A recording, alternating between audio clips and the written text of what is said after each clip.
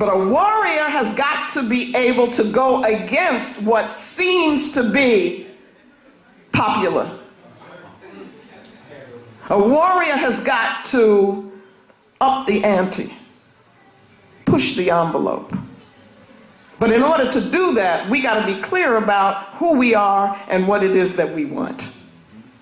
And that's what the so-called leaders have not been able to give us. They have no agenda. So that means that you're always compromising because you're always acting out of fear. If leadership really meant something, then you would never act out of fear. That's not to say you don't get afraid sometimes. But fear can't be your agenda. Fear cannot be your agenda. So these leaders are clearly not warriors. And we're talking about warriors. Now, the warrior spirit makes you able to confront whatever needs to be confronted and let the chips fall where they may. That's right. And what we've done is to develop a program, a plan, and so forth, which is to say, let us go the way of the least resistance. What's the easiest way? What's the way that's, not going to get people mad at us? That's not a political agenda, and it's not a position of a sovereign people. So I think what I'm really doing is questioning this whole thing of leadership. We've watered down the concept of a leader. We have Uruguayized the concept of a leader. So that now, who we consider to be leaders, it's you got to be a star. And when I say a star, I don't mean a black star. I mean like Hollywood. That's what I mean. You got to be popular, and you got to say the popular things. See, I was trained by none of John Henry Clark. And that gives me the power to say what I think is truth to my people. And that's what he did. Even when it was unpopular among our people, he had to tell the truth. That he said, watch out now. He ain't working for you. Watch out. And people came to him and they warned him. They said, Professor Clark, you really want to say that? You really want to take this position? He said, yeah, because this is the truth. Now that's who I was trained by, so I got to do the same thing. Okay? But when we talk about leader now, that's not what we're talking about. We're talking about the person who wants to remain popular. We're talking about the person who may be glib, got away with words, but they're really not saying anything. That's what we're talking about. We're talking about the person who develops this personality thing that makes them all about them. We're talking about the person who always wants to stay in the limelight. Person who's ego tripping. So I'm suggesting that we scratch that term, leader. And that what we need are organizers, we need warriors. We need victors. Me, I'm in it to win it. There's nothing less than that. That's what Baba Kobe said on Friday. We in it to win it. So we do whatever we have to do to make that happen. And we say whatever we know is truth or believe is truth or have thought about it. Okay? Problem is that the so-called leaders are not doing political analysis. They're not doing historical analysis. So therefore, they're not in a position to be a vanguard. You see, they're not in a position to teach because they're not doing the work that you do when you want to take your people where they need to go. So I'm raising that here, and I'm saying that we need to more think in terms of what we need to be in order to be warriors, what we need to be in order to be organizers of our people. And then one of the most important things, which I will be talking about, is being visionaries. That's what we're lacking.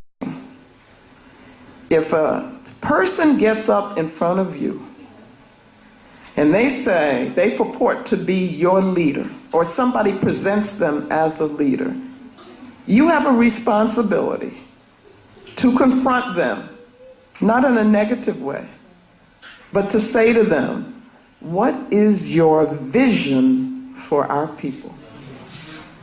And I will guarantee you that most of the people now that are called leaders by the media would kind of scratch their head a bit. They would, shift a little and do all of that stuff because they have not thought about that and do not have a position with regard to what is a vision of victory for our people. You got to have that, because that's what tells you how to organize. And that's why we don't have an agenda, because the people who are supposed to be developing all of that don't do it. They don't have an agenda.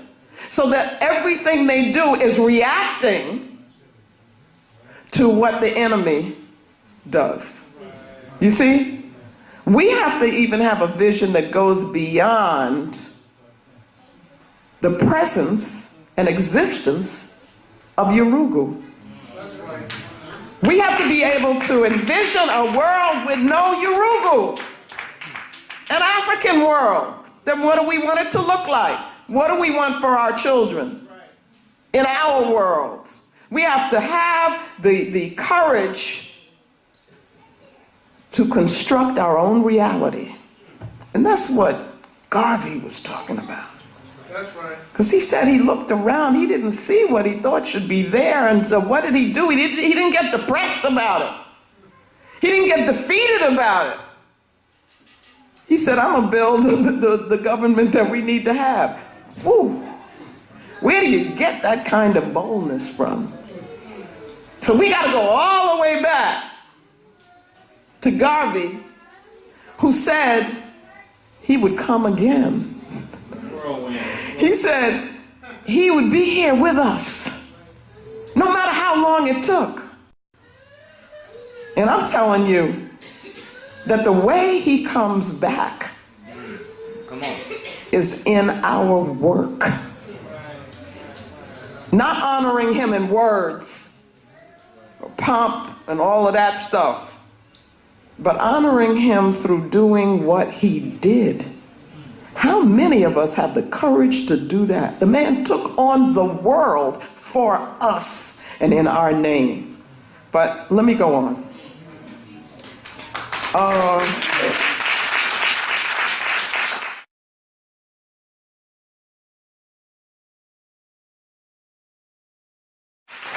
Okay, it's about power, y'all.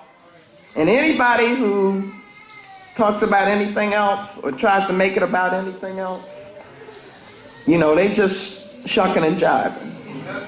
It's all about power. Okay? What I want to do is, I want to introduce some concepts, because one of the things that I do, that I've used as a process, rather than a methodology, because it takes me, it transforms me, is to study our ancestral civilizations, our ancestral languages, and get from them concepts that we can use to anchor our thoughts, and then use those concepts to apply to us now. Okay, that's my work. And so today I want to quickly introduce to you some concepts, and I'm going to use a kind of paradigm, a model that comes from the Dogana people of Mali. And the first one that's up there is Sodai, which is clear vision. And I'm saying that we need to be developing vision. And the vision has got to be of African sovereignty. That's clear, and it keeps us focused. So what I want to do is to go back quickly through the paradigm. And stop me if there's anything that you don't understand. And I hope some people are taking notes. Hope a lot of people are taking notes. Jiriso in this paradigm would be like the most, I started to say fundamental, but it isn't fundamental at all. It's like the lowest level of knowing. It really is the level on which the European worldview is built. It's the most simplistic, not simple in a good way, but simplistic. So we call it word from the front. And that means really what you see is what you get. You see what I'm saying? Is that it is the literal level. It is the superficial level. It has no depth. Now you know, to understand anything that African people are talking about, doing, their music, you know, our science, all the things that we did, you got to think deeply. And this is about African deep thought. You know, you can't be easy on yourself when it comes to African thought and African life. And organizing for African people. You got to work. You got to think. And you got to think deeply. Jiriso is not that. Again, is what you see is what you get. So ain't no interpretation, and it can't be any understanding. So Jiriso is sight without understanding. Everybody got that? Now we go to Beniso. And what happens at Beniso is that you begin to look at the thing and from different angles. You know, you're getting some perspective, and it translates word from the side. Now, I'm going to tell you, I see these things, I've read them, I have not been to Mali, so I have not spoken with a Dogana person. I am interpreting and using them just like I did with the term Ma'afa. Just like I did with the term Urugu. I am using my African spirit to say, how does this apply to us? And how can we use this for analysis? Okay? So Beniso is where we begin to think. You ain't even thinking at the Jiriso level. Not African thought. Okay? So we're at Beniso, and we're beginning to develop a viewpoint. We're beginning to develop a perspective. And one of the most important things that I teach our children, and I'm talking little, you know, from 6 on, is that we have to understand we have a perspective as African people. And so what you want your children to know, and yourselves, is to look at and develop and know what is the African-centered perspective on whatever it is that you're talking about. Okay?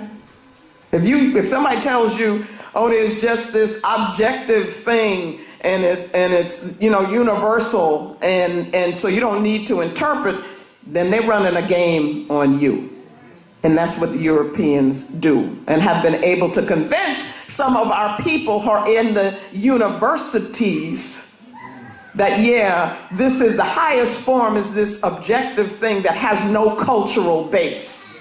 That's a big mistake, okay? Because that particular objective view, objective truth, or whatever it is that they say they're giving you represents their worldview and their perspective, which is anti-African. And you're going for it. You're going for the okie doke, but we're going for it. Okay? So I'm coming back here and saying, no, everybody's got a perspective. Every culture creates and generates a perspective, and we got to know ours. But at any rate, so at the level of Beni So, we're beginning to establish a viewpoint, a perspective, which allows us then to interpret things from our point of view. Got it? This is simple. So then I say that this, Beni So, is a level of sight with thought and perspective. Everybody with me? Yes. Good. Then we move to another level, and Bolo So is translated word from behind. Well, what I do when I'm working with the children is to say to them, I let them interpret it and think about it. What do you think that means? Because it really is open to us thinking and looking at it in different ways. There's no right or wrong way. For me, if I stand in front of something and I can see behind, then that means I can see through it. So I'm saying you're going inside there. So that's really deep. You can get inside something, okay? So I say it's penetrating to the inner meaning of whatever it is that you're looking at. Now remember, if we go all the way back to Jiri So, you're just looking at the surface and thinking that you know something. You don't know nothing, okay? Because you're not at the level of meaning. Meaning is very, very important. Without meaning, what is something? You know, they say, just give me the facts. All I want is the facts. Fact is nothing out of context.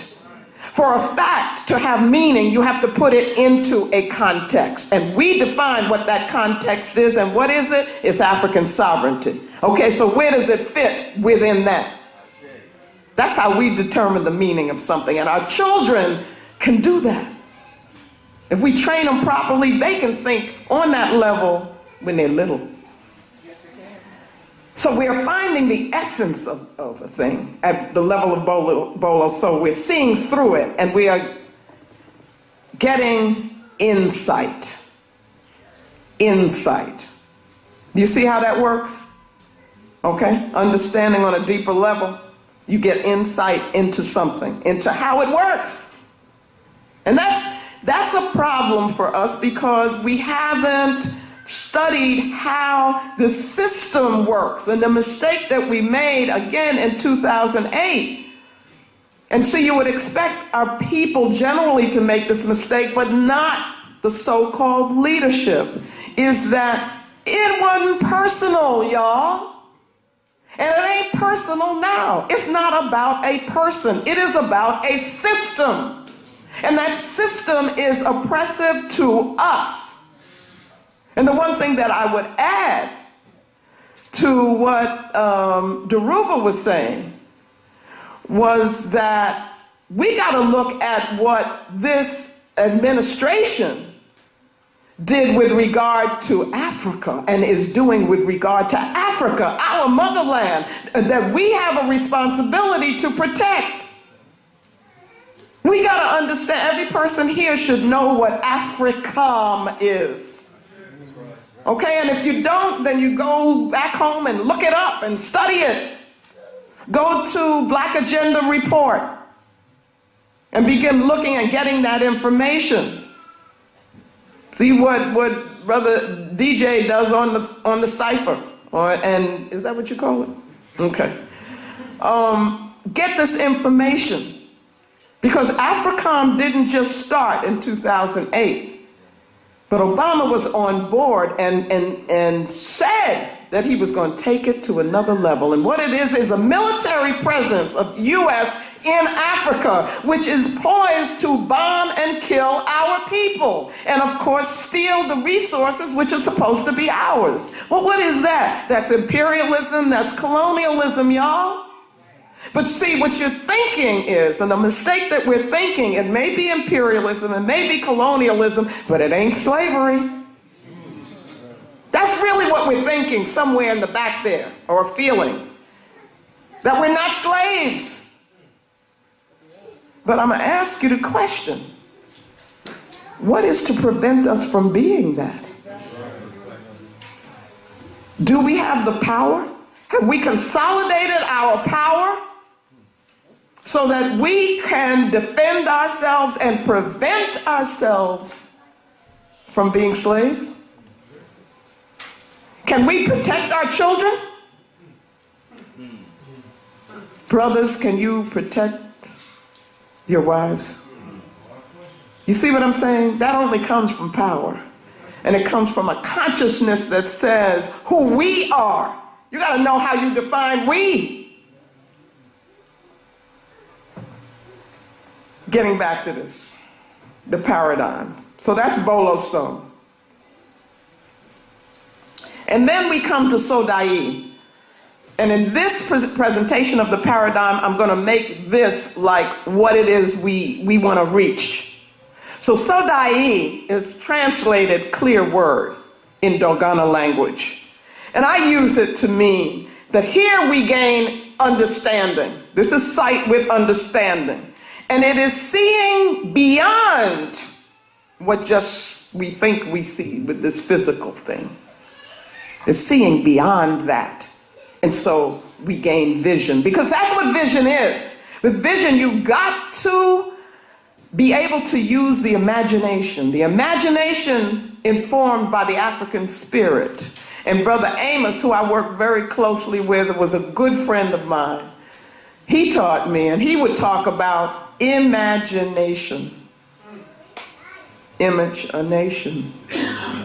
Do you see? But that's got to be part of vision. To be a visionary, you got to see beyond this box here. You got to see beyond the ma'afa. You got to see what is it that our people rightfully should have, and that's what Garvey did. Garvey had a vision.